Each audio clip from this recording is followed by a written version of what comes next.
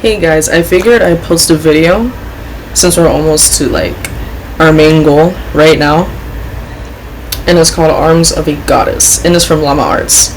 So you already know. You already know. If you don't know who Llama Arts is, oh my god. No, I'm just playing, but seriously, like, who does not know Llama Arts? Thanks to NordVPN for sponsoring this video. More details at the end.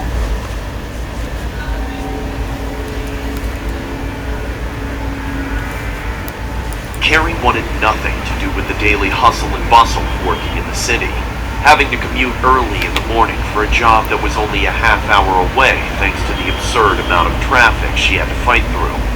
To make matters worse, she was undeniably beautiful, with her shining blue eyes and vibrant red hair that seemed to ignite whenever it went under direct light. In the city, that made her a high-priority target for catcalling and being followed around by less than well-intentioned fellows. Eventually, she could no longer deal with these issues, and so decided to quit her job and do what she loved to do the most: write. Thankfully, she had a sizable amount of money saved up and a good chunk of savings that allowed her to live comfortably for at least a year. In other words, she had 1 year to make it big as a writer, or she was screwed. Not wanting to live in the city anymore, she also moved out into the woods, opting to purchase a relatively small yet cozy cabin. Her family was understandably upset by this turn of events, but she did not mind their frustrations. What was done, as she told them. The first few weeks out there was a great success for her, at least in her mind.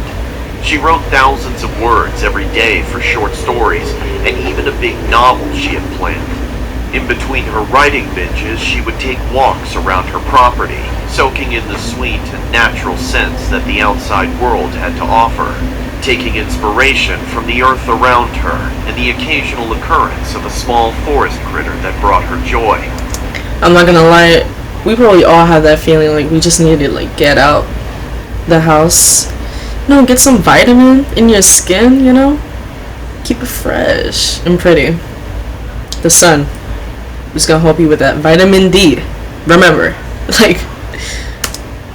One day, however, when she was on one of her walks and a few miles away from her cabin, she encountered something odd.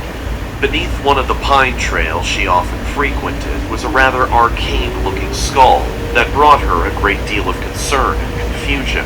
She knelt down to inspect it and cocked an eyebrow as she looked it over. By all measurements, it looked like a normal skull of a deer, complete with antlers. There were two odd additions to the skull, however. The first was that there were two small horns that protruded just above where the forehead would be, and the second was that just below where its eye sockets were another set of eyes that were about the size of a human's. Hoping that it was just some cruel trick or some artistic creation and some abomination, she decided to pick it up and find out for herself. Upon touching the skull, she instantly felt a deep sensation of dread surge throughout her body, making her feel sick. Carrie backed away from it in a hurry and eyed it frightfully as she stumbled to her feet and jogged all the way back to her cabin, all the while trying to ignore the feeling of being watched as she did so. As soon as she arrived home, she slammed the door behind her and locked it. She then closed her blinds and peeked outside through them to try and see if there was actually someone there, or if her mind was just playing tricks on her. When nothing happened after a few minutes, she slumped down onto her couch and sighed in relief, chalking the situation up to just being isolated from others for an extended period of time. That night, as she was writing, she was interrupted by the loud grunting of a deer. She chuckled, thinking it was just some buck making its way through the area. Her hands froze in fear when a cacophony of grunts piped up one after another. Quickly, she turned off all the lights inside, grabbed a knife from the kitchen, and went to the window praying to God that there was just a herd of deer outside. To her complete and utter dismay, she was wrong. Standing in front of her cabin about 10 yards away stood 3 individuals wearing long black cloaks.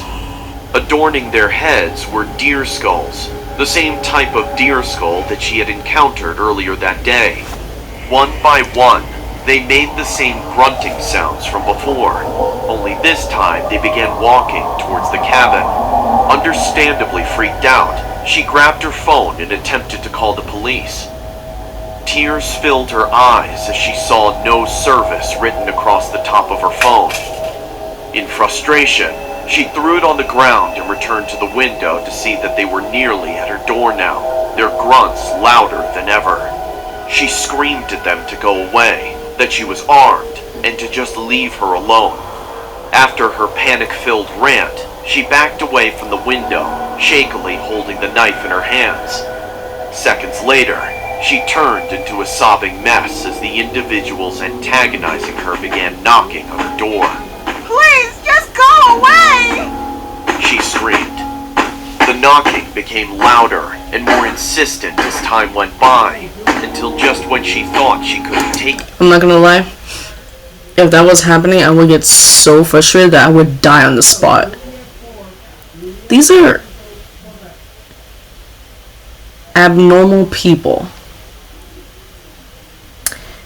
There is a 50% chance that I would live, but there's that other 50% chance that I will not. Me.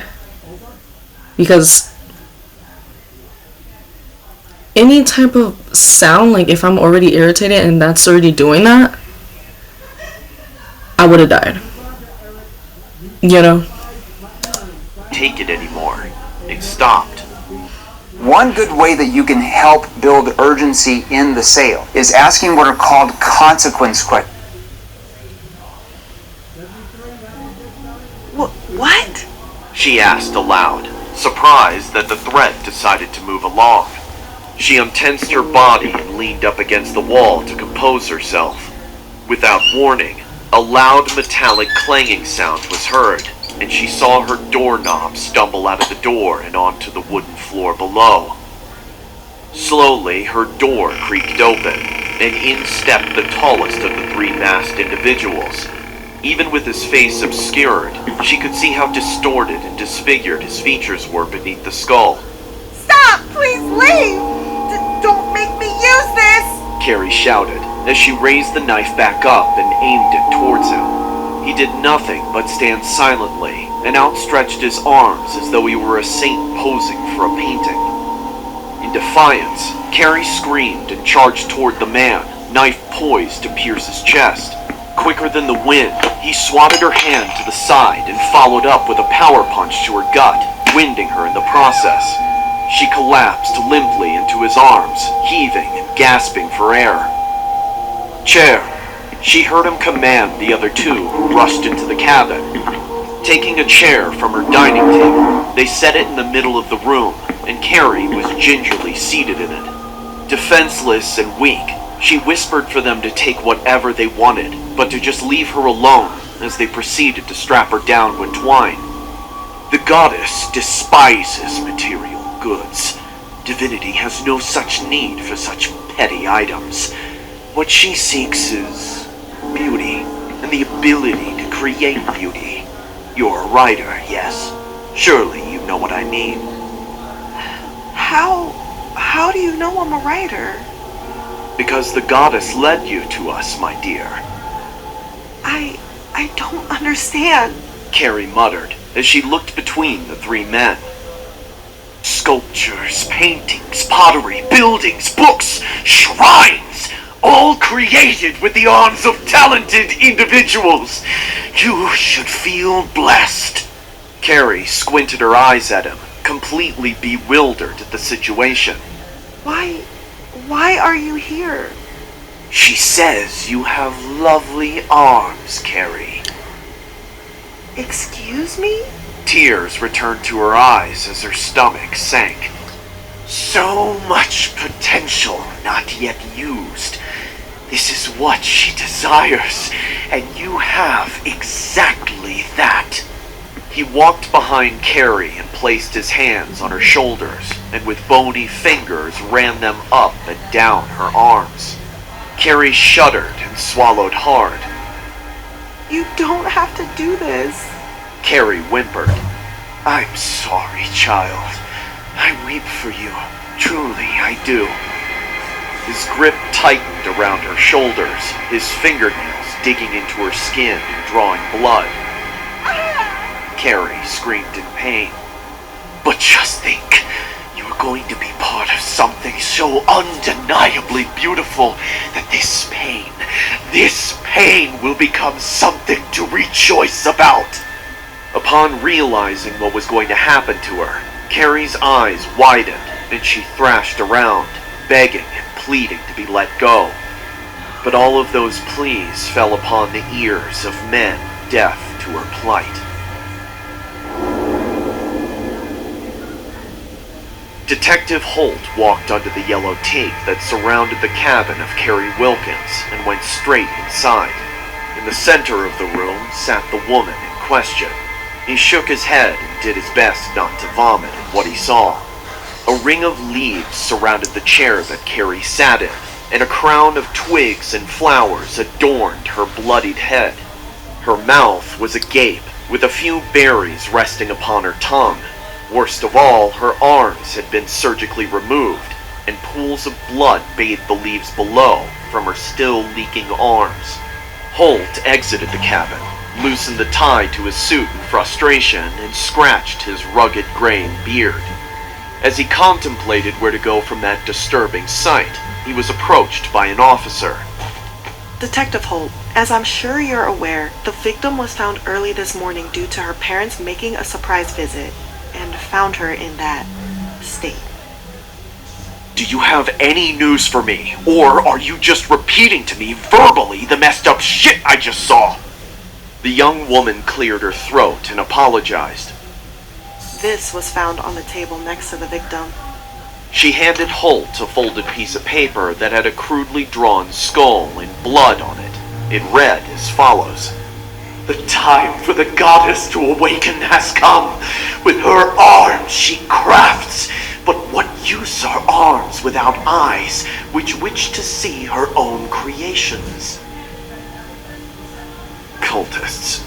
Holt grunted as he peered back inside at the mutilated woman. What do we do, sir? Drink.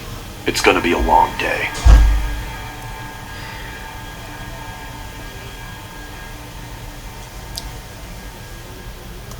No, that's crazy. I do like stories about cults and all that stuff. It's trippy. But anyways, if you like, comment, subscribe, and yeah, and more content will be produced.